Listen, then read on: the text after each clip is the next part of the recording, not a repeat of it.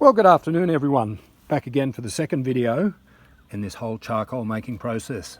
If we have a look in this bag, you can see there that I have a whole stack of charcoal briquettes.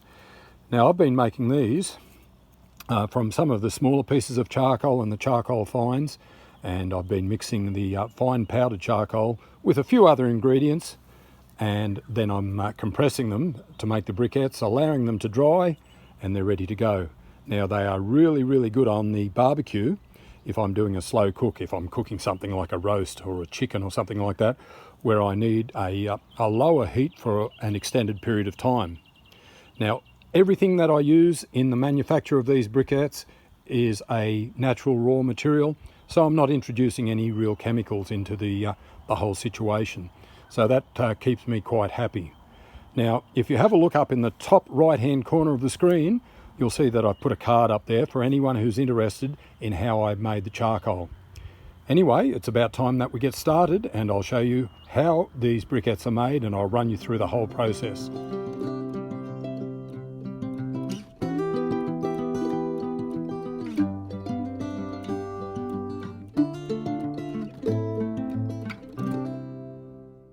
Let's have a look at the raw materials I'm going to use for the briquettes. First of all, I've got some of the smaller charcoal. It's a little bit too small to be used on the barbecue in this format. So what I'm going to do is I'm going to break that down into small particles and powder, and then I'm going to mix that with some hardwood sawdust. Now that sawdust there is nice and dry. It's going to act as a bit of an accelerant to keep the charcoal burning. It adds a bit of oxygen to the system as well, and also a little bit of a smoky flavour to anything I'm cooking. In this next container here, I've actually got some clay material. Now this clay material is a powder as well.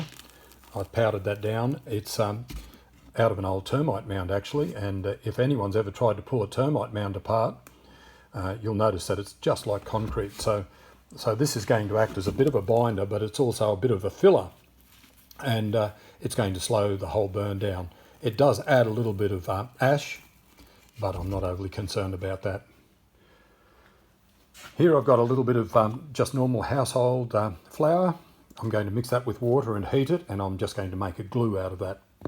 And then finally, I've just got a little bit of garden lime that I'm going to add to the mixture, and the garden lime will be just a bit of a whitening agent. I don't know if you've ever noticed, but when you're burning briquettes, you get that white appearance on the outside of the briquette. The lime will do that, and it will also slow the burn down. So that's all of the ingredients.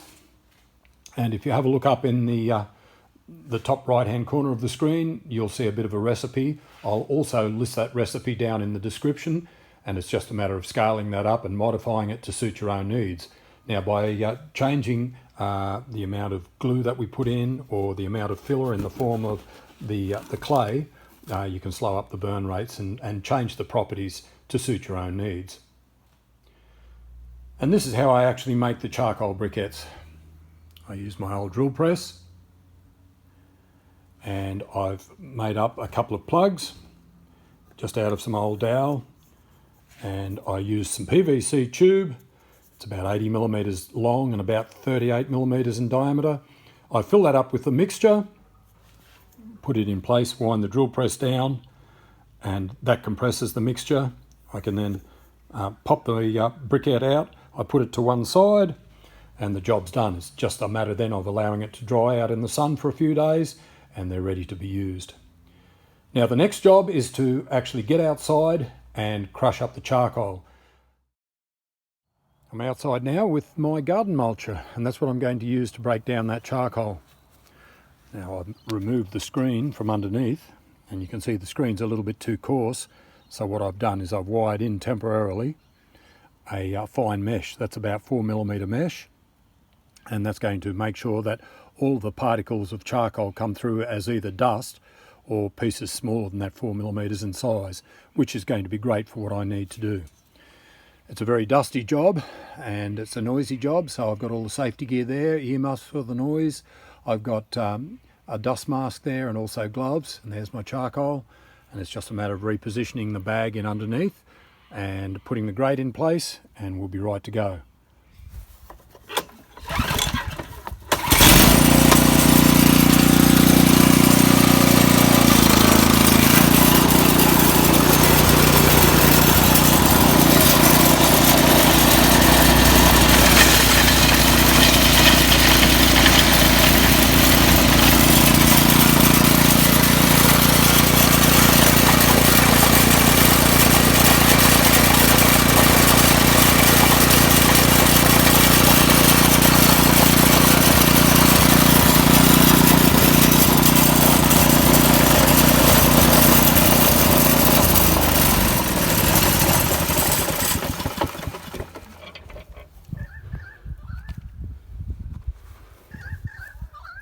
quite dusty, but as you can see I was standing upwind and the job's pretty well done.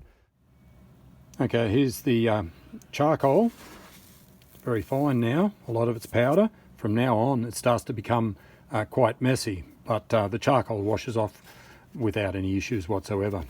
So it's just now a matter of dropping that charcoal into a container, trying not to make too much dust if possible. You can see there is a lot of dust coming off that. I can add my little bit of lime, sprinkle that across.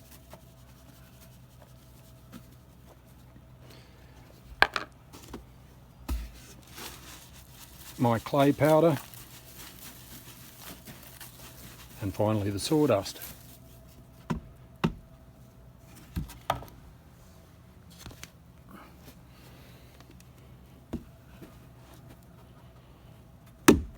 And what I'll do now is just give that a good mix, and then I'll be ready to go inside, and I'll be making the starch glue next. So I'll mix all of that up and I'll get back to you when I get inside, starting on the starch glue.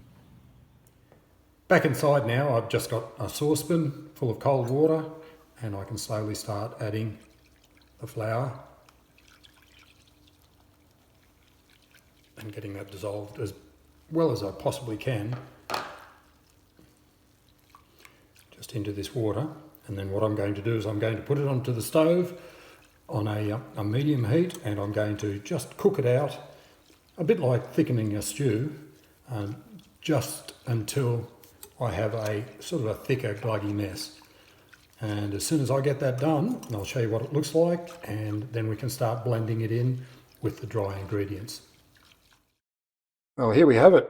The starch is cooked out. It's nice and thick and gluggy. It's time to be added to the dry mixture now, and we can press the briquettes out. Okay, let's go and add our glue. And I've got some extra water here if I need it. And it's just a matter of mixing the whole lot together now. The mixture is all mixed together. As you can see, it's damp but not moist. And the test is, if you can take a handful and it forms into a ball and holds its shape, it's just about right to go. Well, here's my moulds.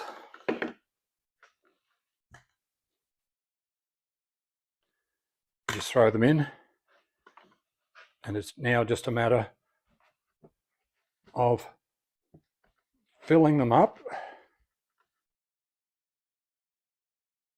and I sit them around behind the drill press. Okay, let's start pressing them.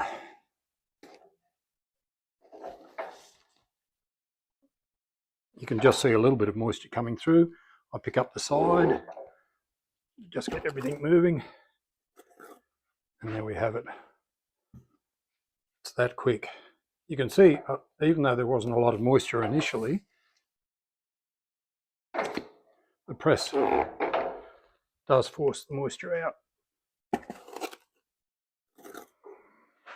Now I'll transfer these to a board, and then they'll be ready to sit out in the sun to dry.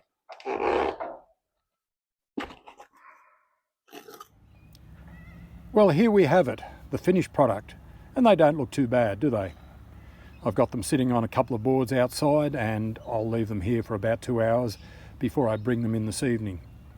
They'll go outside again tomorrow, and then possibly the day after as well, and if I get a chance, I'll put them on top of my slow combustion stove just to really dry them out.